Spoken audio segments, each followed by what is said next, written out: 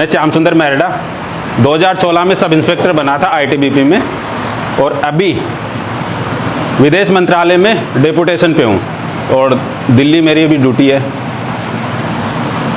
मुझे जब बताया गया पहली बार कि मेरे दोस्त ने कि सोनू सर ने यहाँ पे कोचिंग की और मुझे वहाँ पे आप लोगों से रूबरू होने के लिए आना है, कि मुझे आपके पास आना है एक बार, तो मुझे बहुत अच्छा लगा था। क्योंकि कोई भी व्यक्ति या कोई भी शख्सियत कितनी भी बड़ी बन जाए, हमेशा उसको अपना बचपन याद आता है। आज आप यहाँ पे बैठे हो, जब बड़े हो जाओगे, अच्छे अच्छे जॉब करोगे, अच्छी अच्छी जगह काम करोगे, तो आपको आपका बचपन ज़रूर याद आएगा कि यार मैं जब छोटा था तो हम ऐसे करते थे, मेरे वो दोस्त थे, आज मैं यहाँ हूँ, मेरा दोस्त वहाँ पे है। तो बचपन हमेशा याद रहता है। इसलिए मैं तो बड़ा खुश हुआ कि मैं बहुत जगह पहले भी, जैसे बड़े बड़े बच्चों के, कभी बड़े बड़े बच्चे होते हैं जो कोचिंग करते हैं, अपनी कंपटीशन की तैयारी करते हैं, उनके पास भी जाता हूँ। लेकिन यहाँ आने की मुझे एक अलग ही खुशी थी कि मैं आप लोगों के साथ आ रहा हूँ, क्योंकि मैं आप लोगों के साथ जुड़ के आप लोगों जैसे होना चाहता हूँ। आपके साथ आज जितना टाइम मैं आप लोगों के साथ बिताऊंगा, उतना टाइम मैं आप लोगों के साथ हंसना चाहता हूँ, आप लोगों के से बातें करना चाहता हूँ, ठीक है, आपके बारे में जानना चाहता हूँ, अपने बारे में बताना चाहता हूँ, सब चीज़ें, ठीक है। तो मैं आप लोगों से बात कर रहा हूँ, तो आप लोग मुझसे बेझिझक है ना, बिना किसी हेजिटेशन के आप मुझसे बात करोगे। अगर मैं किसी को नाम पूछूं तो नाम बता देना, अगर मैं कुछ और चीज़ आप लोगों को पूछूं तो आप वो बता देना, जिससे कि मुझे लगे कि हाँ, जो मैं आप लोगों को बताने के लिए आ रखा हूँ आज, वो आप लोगों को वो चीज़ें समझ में आ रही है, ठीक है। तो सोनू जी, गजेंद्र जी, पहले तो मैं सोनू जी और गजेंद्र जी दोनों का धन्यवाद देना चाहता हूँ कि मुझे यहाँ आने का मौका दिया और उन्होंने मुझे बुलाया कि मैं आप लोगों के पास आऊँ। जब आदमी कोई भी कुछ करता है, कहीं पहुँचता है, तो उसके एक संघर्ष की कहानी, मतलब संघर्ष क्या कि उसने मेहनत की है, स्टडी की है, बहुत लगन के साथ अपना जो लक्ष्य तय किया था उस तक पहुँचे हैं। ऐसे कोई नहीं पहुँचा। तो मैं कुछ भी कहूँ तो उससे पहले मैं एपीजे अब्दुल कलाम की एक पंक्तियाँ जो शायद आपने सुनी होगी, आपको भविष्य में भी बहुत काम आएगी। एपीजे अब्दुल कलाम सर को जानते हो? कौन थे?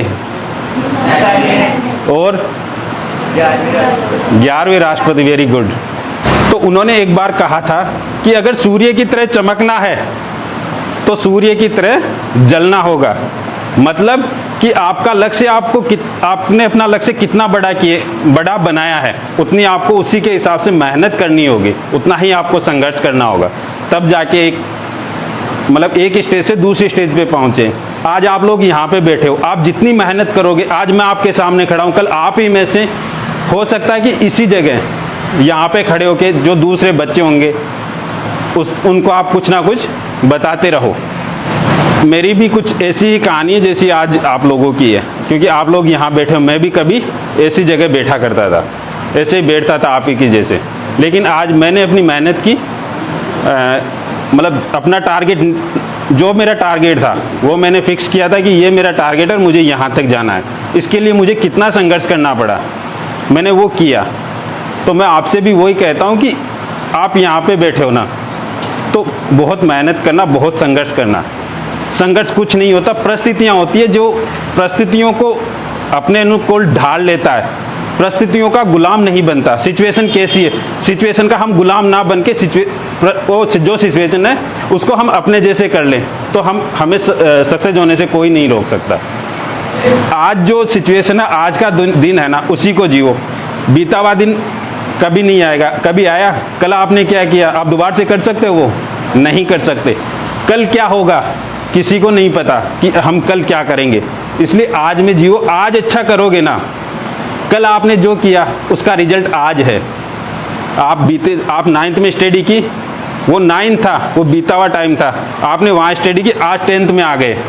तो आपने जो पिछले कल में जो पिछला कल कहूँ या पिछला आज कहूँ, है ना, तो उसकी आप बैठ जाइए, ठीक है। तो जो आज है वो आपका भविष्य होगा। तो किसी को ये बर्डन मत लेना कभी कि मुझे ज़िंदगी में बड़ा होके ये बनना है। जो मेहनत है वो करते जाओ, आप अपने आप एक दिन अच्छे मुकाम पे पहुंच जाओगे। तो किसी को भी मान लो कि 3-4 दोस्त थे, वो दोनों तीनों होशियार थे, 3 दोस्त थे, तीनों होशियार थे। उन्होंने क्या किया, अपना अपना एक ने अपना टारगेट फिक्स किया था कि मुझे ये करना है। दोनों इंटेलिजेंट थे। एक समय के बाद वो वापस आके मिले। एक ने बहुत मेहनत की, एक अच्छे मुकाम पे पहुंचा। एक ने मेहनत की लेकिन उस लेवल तक नहीं की कि जहाँ तक वो जा सके। बड़े होने के बाद आए, कहीं एक शादी में मिले, तो जैसे अब हम 5-6 दोस्त आए जाते तो मिलते हैं, तो एक ने कहा कि यार, जैसे शादी में 3 दोस्त मिले तो एक ने ये कहा कि भाई यार आपने तो घड़ी बहुत अच्छी पहन रखी है, ठीक है। दूसरे ने कहा यार कि मैंने भी तो पहन रखी है। तो एक जो मेहनत करके अच्छी जगह पे गया था, अच्छी जगह अच्छी घड़ी जिसने बांध रखी थी, तो उसने कहा कि यार हाँ, मेरी घड़ी मेरा टाइम बता रही, तेरी घड़ी तेरा टाइम बता रही थी। एक होशियार था जिसने मेहनत करके एक अच्छे मुकाम पे पाया। एक होशियार था लेकिन उसने इतना सीरियस नहीं लिया और अपनी लाइफ में ज़्यादा आगे नहीं बढ़ पाया। तो टाइम ये सिर्फ डिपेंड करता आज पे। आज मतलब उसने अपने पिछले कल में तैयारी की थी, इसलिए आज उसके हाथ में एक अच्छी घड़ी थी। और एक जिसने अच्छी तैयारी नहीं की थी और मतलब इंटेलिजेंट भी था, फिर भी कुछ नहीं किया, इस वजह से उसके हाथ में एक नॉर्मल घड़ी थी। दोनों घड़ियों में टाइम सेम था, है ना, लेकिन एक दोनों की अलग अलग पोजीशन थी। कुछ समझे इस कहानी से? क्या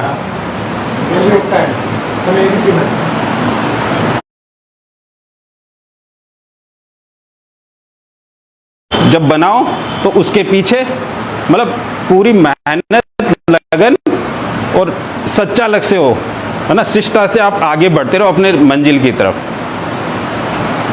आज आप लोग यहाँ पे बैठे हो तो यह आपके जीवन का सबसे महत्वपूर्ण साल है, ठीक है। शायद आज इसकी वैल्यू आपको समझ में नहीं आए, लेकिन एक्चुअल ये सबसे महत्वपूर्ण है। पूछो क्यों? जोर से बोलोगे तो क्यों?